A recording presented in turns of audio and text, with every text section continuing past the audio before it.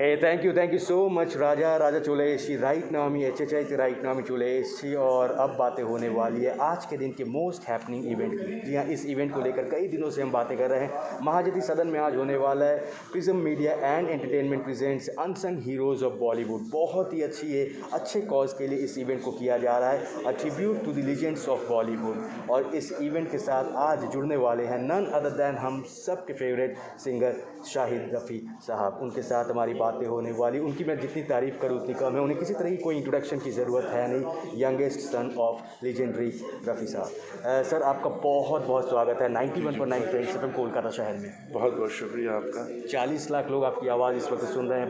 मुझे बहुत proud feel हो रहा है सर आपके साथ बातें करके।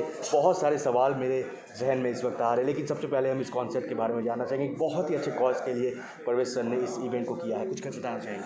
जी, सबसे पहले तो मैं मुबारकबाद देता हूँ परेश भाई का कि उन्होंने इस कॉज को, उनका पहला इवेंट है, तो मैं उनको सबसे पहले बधाई देता हूँ एंड उनको मुबारकबाद भी देता हूँ और साथ साथ में ऑल द बेस्ट, अल्लाह ताला उनको अपना तरक्की दे, बरकत दे।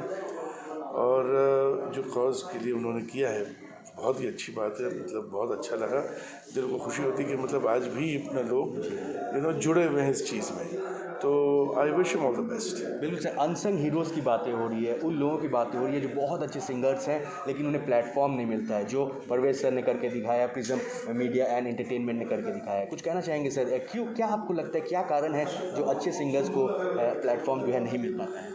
देखिए, कारण तो ये तो मैं समझता हूँ कि किस्मत की बात है। मैं सबसे पहली बात तो ये बताऊँ कि किस्मत की बात है, और दूसरी बात ये कि जो अल्लाह की मर्ज़ी होती है वही करता है। तो लोग कोशिश ज़रूर करते हैं, बहुत अच्छे अच्छे सिंगर हैं, मैं ये नहीं कह रहा हूँ कि नहीं है, बहुत अच्छे अच्छे हैं, लेकिन हो सकता है कि मतलब कभी किसी को लाइक हमें एक गॉडफादर की ज़रूरत पड़ती है, और वो आज की तारीख में है। तो मैं समझता हूँ कि उसमें जब तक गॉडफादर नहीं हो तो आगे नहीं बढ़ सकता। इस इंडस्ट्री की बात कर रहा हूँ मैं, बट फिर भी लेकिन अपने ऐसे ऐसे चैनल्स और ऐसे ऐसे प्लेटफॉर्म खुले हैं, तो कोशिश करें, मेहनत करें, तो क्यों नहीं ऊपर वाला सुनेगा, ज़रूर सुनेगा और अपना आगे बढ़ेंगे लोग इंशाल्लाह। बिल्कुल लोग आगे बढ़ेंगे, जिस तरह से परवेज सर ने एक प्लेटफॉर्म कर दिया है, एक रास्ता जो है वो निकाला है, ढूंढ कर निकाला है उन सभी के लिए। सर जब आपके साथ बातें हो रही है, बहुत सारे सवाल है, जैसे कि मैंने इंटरव्यू के पहले भी कहा था कि बहुत सारे सवाल आपके लिए आए हैं। 2-3 मैं आपके साथ शेयर करना चाहूँगा। मुझे पता है आप भी आज परफॉर्म करने वाले हैं, आप भी स्टेज पर नज़र आने वाले, तो ज़्यादा आपको मैं परेशान नहीं करूँगा। लेकिन सर बचपन की कुछ यादें मोहम्मद रफ़ी साहब के साथ अब कुछ अगर हमारे साथ शेयर करें, उनके बारे में हम सब जानना चाहते हैं इस वक्त रेडियो पे।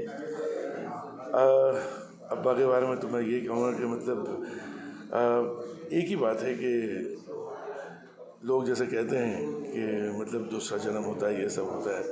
खैर मैं अपने ये सोचता हूँ कि अगर है ये बात सच, तो मैं अल्लाह से यही दुआ करता हूँ कि मुझे यही माँ बाप मिले। मुझे फ़ख्र है कि मतलब अल्लाह ताला ने मुझे इस ख़ानदान में जन्म दिया है मुझे। और जहाँ तक बचपन की बात याद है, मुझे काफ़ी चीज़ें हैं वैसे तो मैं कुछ ऐसे बताता हूँ कि मतलब अब्बा हमारे जो थे बहुत ही नरम दिल और बहुत ही मोहब्बती और बहुत ही दयालु किस्म के इंसान थे। तो उन्होंने जो भी किया है वो अपने फैमिली के लिए किया है, या तो अपने काम के लिए करते थे। वो या तो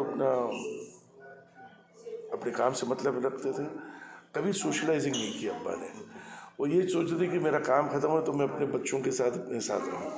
तो बच्चों से बहुत मोहब्बत करते थे, तो आते थे तो हम लोग के साथ बैठ के या तो कैरम खेलते थे, या पतंग का टाइम रहता तो पतंग उड़ाते थे, और बैडमिंटन खेलते थे, और कभी कभी हम लोग के साथ क्रिकेट भी खेलते थे। तो अपना बहुत ही इतना अच्छा लगता था कि अब्बा की चलो हमारे साथ अपना साथ और हमारे वक्त बिताते हमारे साथ। और जब बहुत ज़्यादा बिजी रहते हैं तो जाहिर सी बात है वो अपने काम में मसरूफ़ रहते हैं, लेकिन yes he used to give time, बहुत टाइम देते थे अपने परिवार के लिए, बहुत टाइम निकालते थे, कोशिश करते थे कि मतलब जहाँ वो सोशलाइजिंग, मेरा ये कहने का मतलब है कि dad never used to socialize. वो सोशलाइज जब होता है ना कि चलो मैं दोस्त के यहाँ जी, चले चले गए, गए। चले ये पार्टी में, उनको पसंद ही नहीं था। वो चाहते थे कि अपने बच्चों के साथ, अपनी बीवी बच्चों के साथ रहे। तो he used to enjoy with us. क्या बात है। तो this is how I mean हम अब्बा के साथ वक्त गुजारे। रफ़ी साहब जैसा ना कोई था, है ना रहेगा। जिस तरह से उनने इतने अच्छे अच्छे गाने, करीब करीब 25,000 से ज़्यादा गाने उन्होंने सुपर डुपर हिट गाने दिए हैं, जो हम सुनते हैं, हमेशा से सुनते हैं, हर एक ग्रुप जो है वो पसंद करती है। लेकिन सर मुझे खबर मिली कि वो इंस्पायर हुए थे एक फ़कीर से, जी, जो जी। उनका गाना जो है उनको बहुत पसंद आया था। उन्होंने 2-3 बोल उनको सिखाए थे। सर अगर शॉर्ट में अगर हमारे दर्शकों के लिए अगर बता दें, लिसनर्स के लिए। वो ऐसा हुआ था कि अपना जब जहाँ पे जो मोहल्ले में अब्बा रहते थे, वहाँ से एक फ़कीर हमेशा गुजरता था। अच्छा, फ़कीर वो ये नहीं था कि मांगने वाला फ़कीर, वो जो होते ना एक अपने जैसे अपने में रहते हैं अपने वो, में जी, रहते बिल्कुल, थे। बिल्कुल, हाँ, जी। तो एक तारा करके एक इंस्ट्रूमेंट हुआ जी, जी, करता जी। था। तो वो इंस्ट्रूमेंट बजा बजा के वो फ़कीर अपना उस मोहल्ले से गुजरते थे। तो अब्बा हमेशा जब वो आते थे, करीब शाम का वक्त रहता था, तो अब्बा उसके पीछे पीछे पीछे पीछे जाते थे और दूर सर कितने जाके। साल के होंगे? सॉरी मैं इंटरप्ट कर रहा हूँ। अब्बा मेरे हिसाब से अपना होंगे करीब 6-7 साल। Okay sir. जी। तो दूर जाके वो अपना फिर एक दरख्त के नीचे बैठ जाते थे वो फ़कीर। अब्बा दूर से उसकी बस आवाज़ सुनते थे, उसके गाना सुनते थे, जो भी है वो जो भी गुनगुनाते थे, तो सुनते काफ़ी ये टाइम गुजरा। फिर उसके बाद अपने एक वक्त अपना ऐसा आया कि वो फ़कीर ने बोला इधर आ, मतलब अब्बा को बुलाया, इधर आ, तू इधर आ। तो रोज़ मेरा पीछा करता है, रोज़ मेरे पीछे पीछे पीछे पीछे आता है ना, बस बैठ के सिर्फ सुनता। क्या सुनता?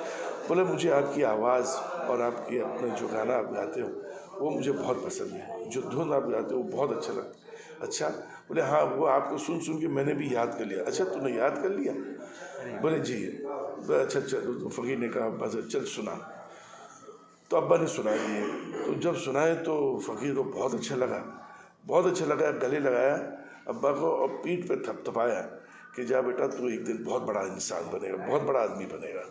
बस वो दुआ लग गई अब्बा को, लगता है। क्या बात है। जी, जी। उसके बाद वो बिल्कुल नहीं रुके और रुकना भी नहीं चाहिए। जिस तरह से उन्होंने इतने अच्छे जगह 97 बर्थ एनिवर्सरी हमने सेलिब्रेट किया 24 दिसंबर को। सर कौन सा एक गाना याद आ रहा है जाते जाते, अगर आप कुछ अगर अगर कोई कुछ आपका फेवरेट कौन सा? आपको गाने मैं नहीं कहूँगा क्योंकि आज शाम को आपको परफॉर्म करना है, लेकिन आपके फेवरेट कौन से रहेंगे? इतने सारे गाने हैं। गाने तो देखिए मैं पिन पॉइंट तो नहीं कर सकता हूँ कि मतलब कि ये गाना अच्छा है या ये गाना, सभी सब हिट है, सब गाने गाने हैं। हिट है, बिल्कुल।